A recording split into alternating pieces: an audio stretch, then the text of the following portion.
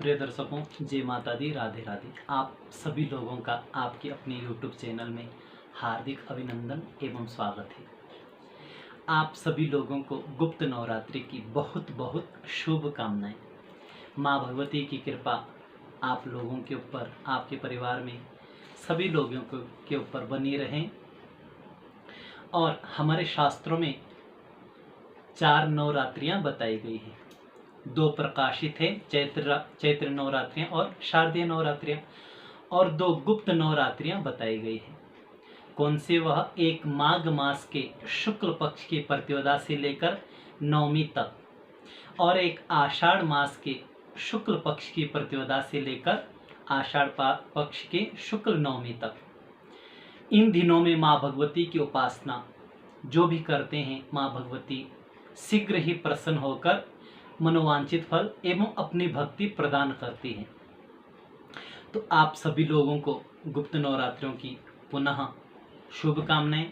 इस वर्ष बहुत ही शुभ संयोग बन रहा है।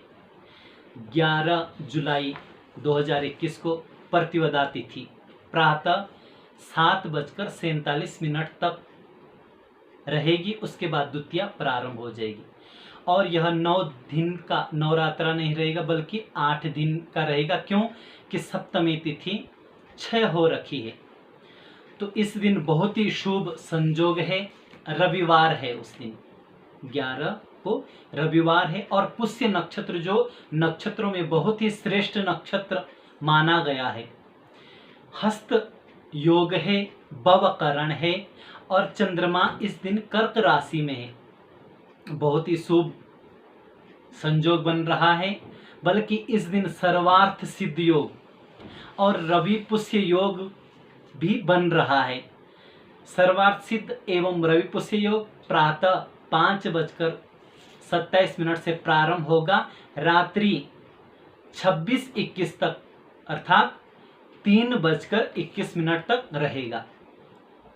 आप सभी लोगों के लिए बहुत ही शुभ अवसर है माँ भगवती की उपासना करने का। कहते हैं, माँ भगवती के कवच में लिखा है कि यम यम चिंतयते कामम तम तम प्राप्नोति निश्चितम। जो जो आप मन में कामना करते हैं, माँ भगवती के समक्ष बैठकर, माँ भगवती की उपासना कर कर, माँ के सामने जो भी आप प्रार्थना करते हैं, चिंतन करते हैं, तम तम प्राप्नोति निश्चितम, वह आपको अवश्य ही प्राप्त होगी। इसमें किसी भी प्रकार का संशय नहीं है। तो आपको क्या करना है? इस दिन सभी मनोकामनाओं की पूर्ति के लिए माँ भगवती के बीज मंत्र का अधिक से अधिक संख्या में जप करना चाहिए। वैसे तो 1.25 लाख की मात्रा बताई गई है, लेकिन इतना असंभव है। जितना भी बन सके आप संकल्प करें, चाहे आप 21,000 करें, 11,000 करें, 51,000 करें, जो आपका सामर्थ्य वैसा आप जप कर सकते हैं। एक नियम बनाए, प्रत्येक दिन जितना आप शुरू में करोगे उतना ही करते रहें। इसमें घटाना नहीं बल्कि बढ़ा सकते हैं। तो सभी मनोकामना की पूर्ति के लिए बीज मंत्र का जप करें। और यदि रोग निवृत्ति की कामना है, बीमार हो, रोग निवृत्ति की कामना है, तो एक मंत्र है कि रोगान शेषान पहंसि तुष्टा रुष्टा तो कामान सकलान अभीष्टान त्वामाश्रितानां न विपन्नराणां त्वामाश्रितां ह्यश्रयतां प्रयान्ति। इस मंत्र का और भगवती के देवी कवच का पाठ कर सकते हैं आप अधिक से अधिक संख्या में जब अपने सामर्थ्य के अनुसार। और यदि माँ भगवती की विशेष कृपा प्राप्ति चाहिए तो सिद्ध कुंजिका स्तोत्र का प्रत्येक दिन 11-11 बार पाठ करें। यह सिद्ध कुंजिका स्तोत्र बहुत ही शुभ माना गया है। कुंजिका स्तोत्र मात्रेण दुर्गा पाठम फलम लभेत, कहा भी गया है।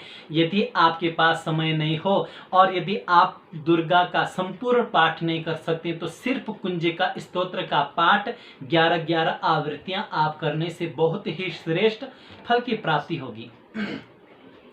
कोई सौभाग्य की प्राप्ति के लिए चाहते हैं, हमारा अखंड सौभाग्य बना रहे, हमारे घर में हमारी संतान की वृद्धि हो, तो बहुत ही सुंदर मंत्र है कि देहि सौभाग्यम आरोग्यम देहि में परमं सुखम रूपम देहि जयम देहि यशो देहि दिशो जहि। इस मंत्र का जप अधिक से अधिक कर सकते हैं। और यदि कोई विद्या प्राप्ति के लिए चाहे विद्यार्थियों के लिए तो बहुत ही श्रेष्ठ मंत्र है।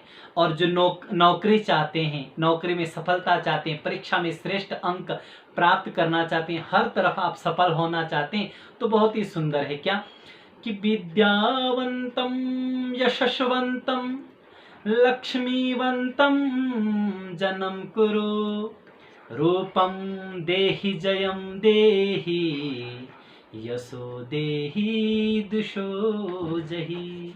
क्या विद्यावंतम, विद्या में निपुणता हो हमारे अंदर, यशस्वंतम, जो भी हम कार्य करें उसमें सफलता मिले, यश मिले, हमारा यश चारों तरफ फैले।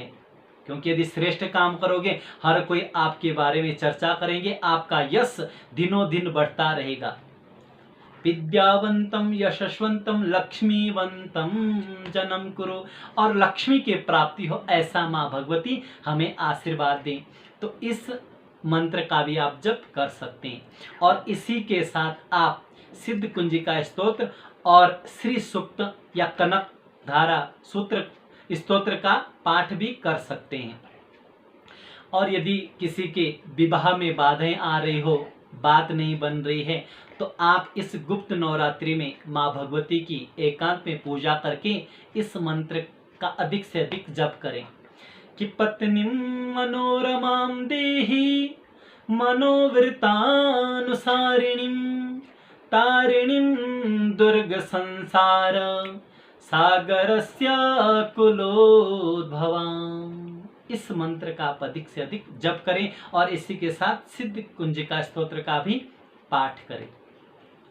और यदि कोई कन्या है, वर प्राप्ति के लिए प्रयास कर रहे हैं, कार्य नहीं हो पा रहा है, तो माँ भगवती का बहुत ही सुंदर मंत्र है जिसका वर्णन भागवत जी में भी आता है, जिस मंत्र का सहारा लेकर गोपियों ने भी कृष्ण भगवान को प्राप्त किया था।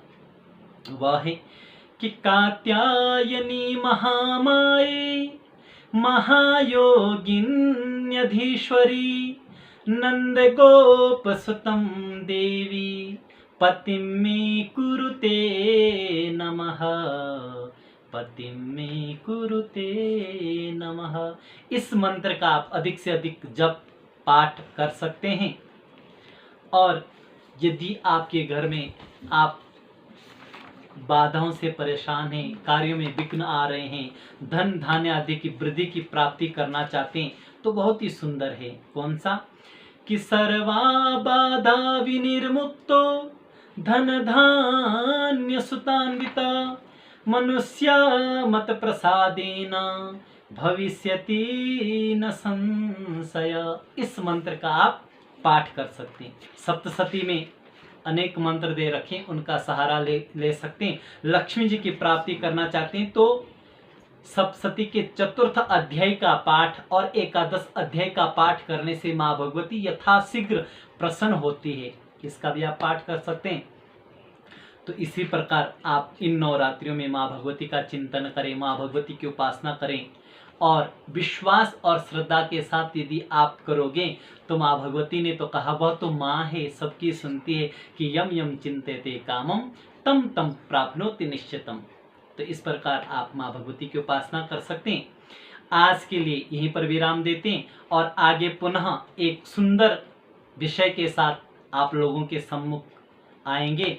तब तक के लिए जय माता दी। और एक बात दूसरी, यदि आप सनातन धर्म से संबंधित कोई भी प्रश्न है आपका या किसी भी प्रकार से आप पूछना चाहते हैं तो आप कमेंट कर सकते हैं। और यह वीडियो आपको सुंदर लगी तो इसको शेयर भी करना ताकि और लोगों तक भी पहुँचे, और शेयर करके चैनल को सब्सक्राइब भी कर सकते हैं। क्यों कि जो भी हम वीडियो बनाएंगे वह सबसे पहले आपके पास पहुंचेगी, और आपके पास पहुंचेगी तो बहुत ही सुंदर होगा।